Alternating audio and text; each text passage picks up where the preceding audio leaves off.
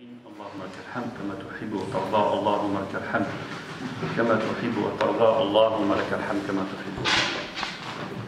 Donc j'ai extrêmement apprécié les deux interventions précédentes, celle de Valérie de Rudolph qui pose bien le cadre du débat. Et je vais essayer de la compléter pour pas qu'il y ait de redite en partant plus en amont sur la question de la consommation, à la fois sur la question du système et à la fois sur la question du sens. Parce qu'en fin de compte, on ne respectera pas toute directive, quelle qu'elle soit, si on n'a pas une conviction et qui vient au plus profond de nous-mêmes. Et que nous, en particulier, hein, ceux de la communauté musulmane, mais pas seulement que, il ne faudrait pas qu'on tombe dans un effet de mode et qu'aujourd'hui on parle d'écologie ou de consommation éthique comme à l'époque, il y a 10 ans en arrière, 15 ans en arrière, où on avait une injonction de parler sur l'islam et la laïcité, ou l'islam et démocratie, ou maintenant ce serait l'islam et l'écologie, etc. Et que ça, tous les 5 ans, 6 ans, on aurait une nouvelle thématique qui viendrait au gré des modes et au gré même des opinions publiques, etc.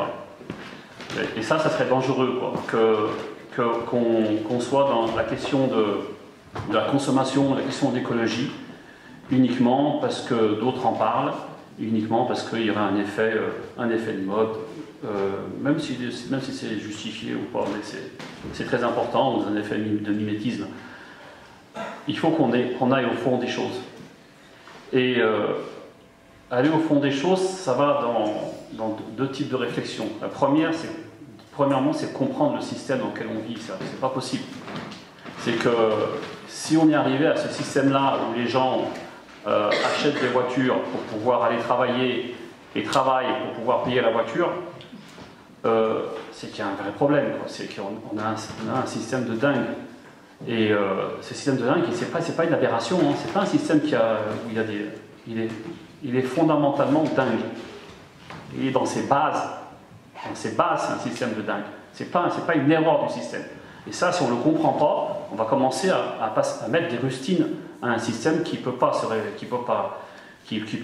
être transformé radicalement, mais il ne peut pas être réformé dans ses aberrations. Ça, c'est le premier point. Le second point, il est par rapport à nos références. Ça veut dire en quoi c'est un problème par rapport à nos références profondes. Et en particulier, ceux qui croient au message du prophète Mohammed sallallahu alayhi wa sallam, en quoi c'est un problème pour nous, musulmans, cette surconsommation, ce consumérisme, ce système-là, en général, parce qu'on parle de consommation, mais il faut surtout parler de la production. On ne peut pas parler du système de consommation si on ne parle pas du système de production en même temps. Et en quoi c'est un problème? Pourquoi c'est un problème? Valérie a exposé toutes les conséquences négatives au niveau écologique, etc. Donc c'était évident, c'est un système qui est en train de faire foirer notre planète. Mais moi je vais vous dire à la rigueur, et alors? Et alors? De toute façon, Yom Kiyama, Dieu va nous faire disparaître la planète. Donc elle est destinée à disparaître. Donc, le jour du jugement, tout va disparaître, il va rester que lui. Donc, et alors? Et puis en quoi ça nous gêne, nous? De toute façon, ouais, mes enfants, mais moi, si j'en profite bien, normalement, il y aura assez de pétrole, je vais mourir, quoi. Il y aura assez d'eau, il y aura assez... Bon, peut-être que dans 2 générations et 3 générations, ils n'auront pas ce qu'il faut, mais je ne serai pas là pour le voir. Donc, en quoi ça me gêne? En quoi c'est un problème, ça? Et c'est important parce que ceux qui parlent de ressources limitées sur la planète, c'est bien, parce que c'est vrai. Hein, les décroissants, ce qu'on a vu Vincent Chenet, qui est un Lyonnais avec qui on travaille beaucoup, c'est ce qu'on a vu dans la vidéo, c'est vrai, effectivement, les ressources sont limitées et que si on commence à les utiliser comme on les utilise actuellement, il n'y aura plus rien pour les autres. En particulier, il n'y aura plus rien pour ceux qui sont dans les pays du Sud, déjà ils n'ont pas grand-chose, mais il n'y aura plus rien pour nos enfants, les enfants de nos enfants. Bon, mais en vérité, c'est un aspect qui est aussi utilitariste que le système économique. C'est-à-dire qu'en fin de compte, on voit le monde comme des choses qui vont nous servir ou qui vont nous servir aux autres. Mais le monde, c'est pas ça. Dieu n'a pas créé le monde comme ça. Ce n'est pas uniquement des choses qu'on va utiliser ou consommer. C'est pas ça le monde. C'est dans un verset coranique, Dieu il dit Inna fi khalqis samawati wa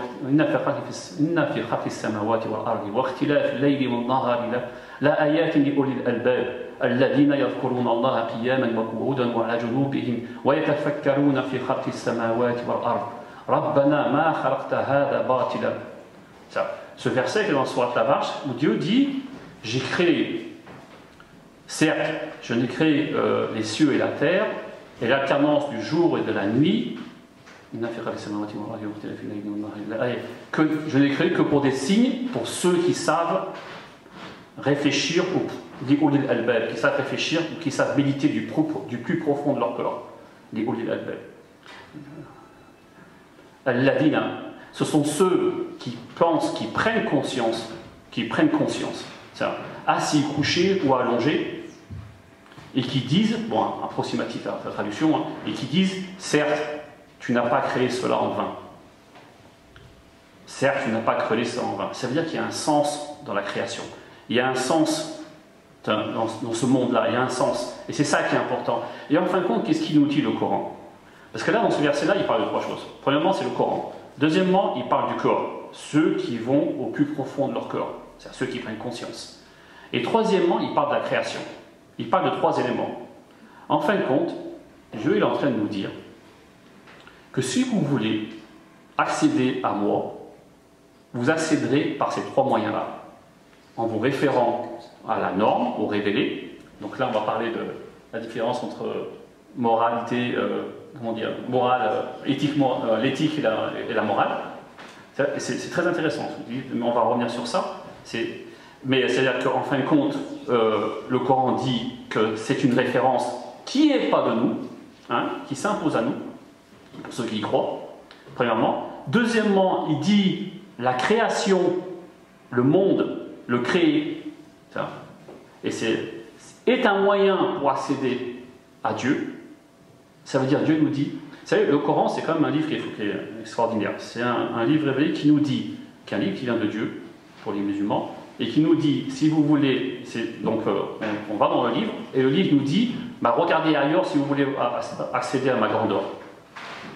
Regardez ailleurs, regardez l'histoire, regardez ce qui s'est passé avec les peuples antérieurs, regardez la lune, regardez le soleil, regardez la création, regardez les astres, regardez votre propre corps, regardez votre corps, etc. C'est ça le Coran. Il passe le Coran, tous les versets, il nous dit, pour ceux qui réfléchissent, pour ceux qui méditent, il nous dit, regardez, observez, méditez. Il dit, je suis là, je suis présent, si vous savez, regardez. En fin de compte, la création est un moyen d'accéder à Dieu. Si on pervertit la création, on nous coupe un moyen d'aller vers Dieu. Si un système se crée sur cette planète qui nous détruit la création, ils nous détruisent un moyen d'aller vers Dieu. C'est ça qui est fondamental. Ce n'est pas le fait qu'il n'y a plus de pétrole ou qu'il n'y a plus d'eau.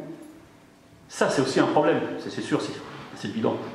Mais c'est qu'ils nous détruisent un moyen d'aller vers la reconnaissance et vers la proximité envers Dieu. C'est ça. Parce que observer les montagnes, observer la création, observer même ses enfants, observer son propre corps, observer même des phénomènes sociaux, parce que la création, ce n'est pas que du matériel, c'est aussi des phénomènes sociaux, économiques, tout ça. Toutes ces choses-là qui fait que c'est impressionnant, quoi. Toutes ces choses-là, observer les astres, la lune, etc., c'est un moyen de reconnaître et de percevoir la grandeur, hein, et la magnificence de Dieu. C'est ça là.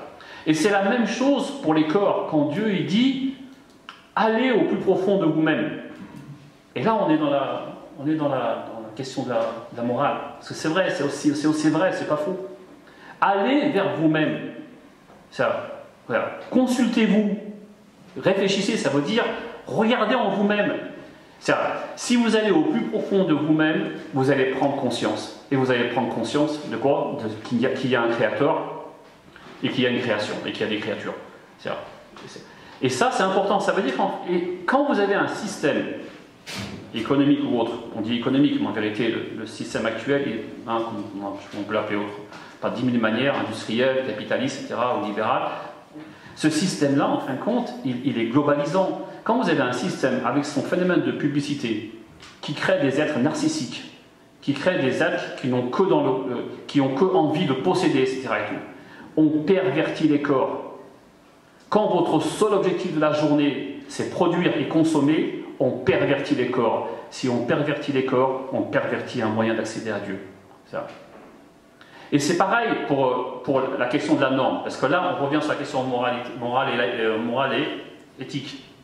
C'est-à-dire que, autant dans la conception islamique, hein, moi après c'est un peu autant la spécificité de l'homme, c'est que Dieu lui a insufflé son esprit. Ça veut dire qu'en fin de compte, il y a une présence divine dans l'homme. C'est ce qui fait que l'homme est un être exceptionnel. C'est-à-dire qu'on ne peut pas mettre l'homme au même niveau que toutes les autres espèces. Il a un aspect animal, mais à la différence des autres créations, Dieu dit, pour Adam, je lui ai insufflé mon esprit.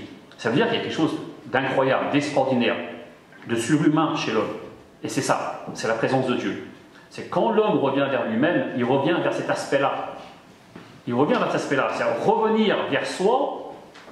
Attention, c'est pas revenir vers l'aspect animal de l'être humain. C'est vers l'aspect divin de l'être humain. Cet aspect-là où Dieu dit « je lui ai insufflé mon esprit et je lui ai appris les noms ». Quand on dit « je lui ai appris les noms », etc., dans Allamul Asma, dans le verset coranique, ça veut dire quoi? Ça veut dire « j'ai appris à l'homme », certains mufassirs, certains exégètes du Coran disent qu'en fin de compte, c'est les noms de Dieu. Certains disent que c'est ça, il y a différentes interprétations. C'est qu'en fin de compte, c'est le juste. Dieu lui a appris le juste.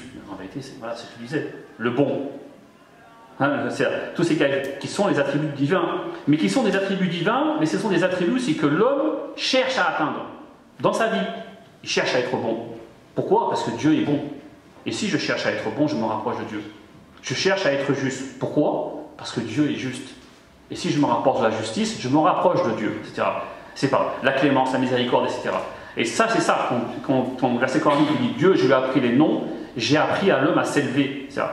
Et si on pervertit tout ça chez l'être humain, si on met un voile opaque dans le corps, en créant des êtres narcissiques, en créant des êtres qui n'ont que le souci de posséder et de consommer, de consumer, voilà. Si on en fait ça, eh ben on pervertit un moyen pour aller vers Dieu. Comme on pervertit, c'est la même chose quand on met des règles rituelles sur la manière de sacrifier un animal, et qui sont des règles qui viennent de la révélation coranique, et que dans le processus industriel, on nous dit, oui, mais vous, avec vos règles, vous ralentissez la cadence d'abattage des animaux. Donc vos règles, on s'en passe. Et qu'on outrepasse les règles, et bien quand on outrepasse les règles, on outrepasse les normes, parce qu'il y a aussi une révélation, et outrepasser les normes, c'est couper aussi une relation avec Dieu. C'est-à-dire quand Dieu met des règles, il met des normes, il met un cadre, il met une limite, et en particulier, comme parlait Père Rabbi, une des limites, c'est la modération, en arabe on dit qana'a, ça c'est une limite, c'est-à-dire qu'on doit se suffire, etc. Ces règles-là, quand on dépasse ces règles-là, on se déconnecte de la norme, et on se déconnecte de la révélation, parce que quand Dieu nous donne des indications, des prescriptions, etc., c'est pour notre bien-être. Et ça, c'est important. C'est pour ça que la question de dire on préserve la création, on préserve la nature, on préserve notre... Pour nous, ce n'est pas un effet de mode. C'est pas un effet de mode. Pour nous, c'est éminemment spirituel. Pour nous, ce sont des moyens d'accéder au-delà, parce que c'est Dieu qui donne, c'est Dieu qui nous nourrit. C'est pas le pétrole. C'est pas le blé, c'est pas ça, c'est Dieu qui nourrit, c'est-à-dire qu'il nourrira comme il voudra, etc. Donc que cette histoire de dire la planète c'est insuffisant, c'est pas suffisant, c'est pas vrai, c'est Dieu qui nourrit, c'est que des moyens. Tous les biens qui apparaissent, etc., toutes ces productions-là ne sont que des moyens. Finalement, c'est Dieu qui nourrit. C'est pas cette planète.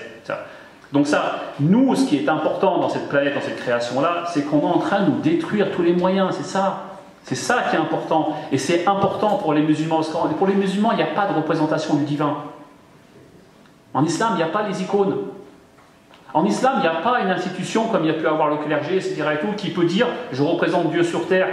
Ça n'existe pas, ça, en islam. C'est pas possible. Personne ne peut être le représentant. Personne ne peut être intermédiaire entre nous et Dieu. Rien ni personne ne peut l'être. Alors si rien ni personne ne peut l'être, comment peut-on aller vers Dieu? C'était un vrai débat, vous savez, C'est dans les conciles, les premiers conciles, d'ailleurs les protestants n'étaient pas d'accord avec ça. Dans les premiers conciles, c'était un vrai débat, cette question-là, la question des icônes, la question des représentations de Jésus ou de la Vierge, etc. Il y a eu un grand débat au début en disant que voilà, les gens ont besoin d'une représentation, d'ailleurs comme les Mécois à l'époque, à la Mecque, ils disaient, nous, il nous faut notre Dieu local. La proximité, localité, etc. C'est un peu ça. Même à l'époque, ils avaient ça. Ils disaient, chaque tribu avait leur Dieu local.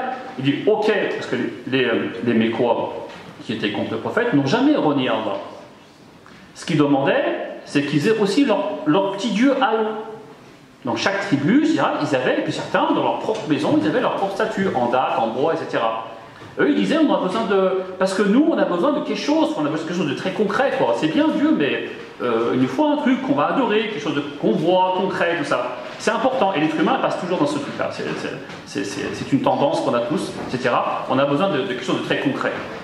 Et nous, en islam, c'est une opposition radicale. Il n'y a pas d'intermédiaire, ça. Mais qu'est-ce qu'il y a? Dieu nous dit dans le Coran.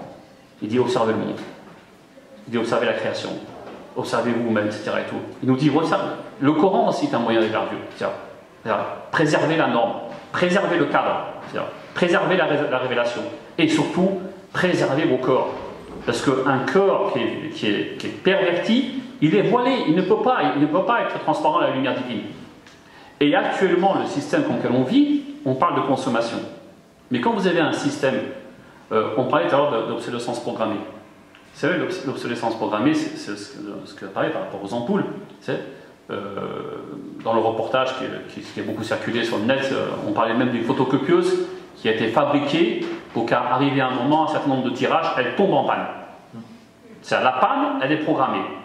Pourquoi? Pour que ça soit jeté, pour en acheter une autre photocopieuse, voilà, et qu'on puisse produire des photocopieuses. Ce qu'on a fait sur les ampoules, on fait pour tout. Tout. Maintenant, c'est fini. À l'époque, il y a 20 ans en arrière, vous pouvez garder un réfrigérateur 15 ans, 25 ans, c'était possible. Nos mamans, tout ça et tout, ils avaient des réfrigérateurs qui avaient 25 ans, 30 ans. Maintenant, c'est pas possible.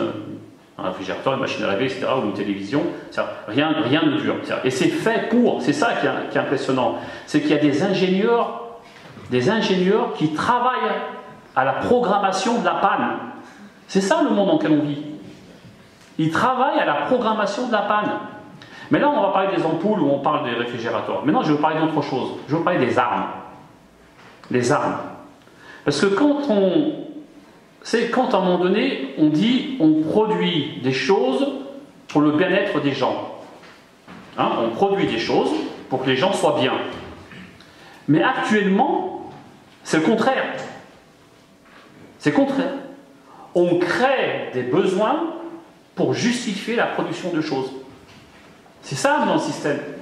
Parce que le but, c'est la production. Il faut savoir que quand on crée un produit, ce n'est jamais votre bien-être qu'on vise. Ce qu'on vise, c'est la production. Pour qu'il y ait consommation, pour qu'il y ait bénéfice. C'est ça la finalité du système. Donc on est arrivé à... Et la pub, c'est ça. La pub, c'est on crée un besoin qui n'existait pas, qui va permettre de créer une demande et qui va justifier la production d'un nouveau produit. Maintenant, je vous donne... Ça, on dit, ouais, bon, une ampoule, un verre, je sais pas, un réfrigérateur, c'est pas terrible, c'est vrai, la planète, elle en souffre, mais on ne sait pas. On ne sera pas là pour le voir.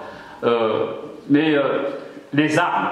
Vous savez qu'actuellement, quand on voit comment se déclenchent les conflits au Sahel, et même au Moyen-Orient, en Syrie, en Irak, des conflits qui n'ont aucun sens. On se demande quel est l'objectif. Par exemple, ce qui s'est passé au Mali, la France est présente. Bon, ceux qui connaissent un peu, c'est évident, la France, le Sahel est très important, en particulier par rapport aux ressources en uranium, etc. Donc ça appartient à... vous savez que la plupart de l'électricité domestique, elle est d'origine nucléaire. Pour la France, c'est capital. L'uranium, c'est capital pour faire fonctionner toutes ces centrales nucléaires.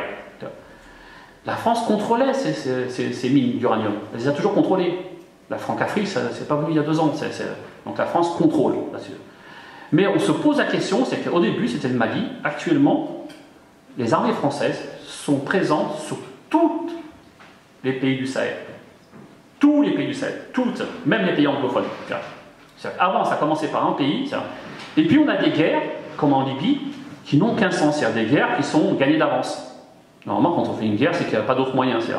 Logiquement, on dit après la diplomatie, c'est la guerre.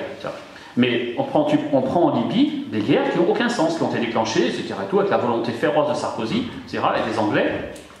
Et puis après, on a eu le Sahel. Après, on a des conflits au Moyen-Orient.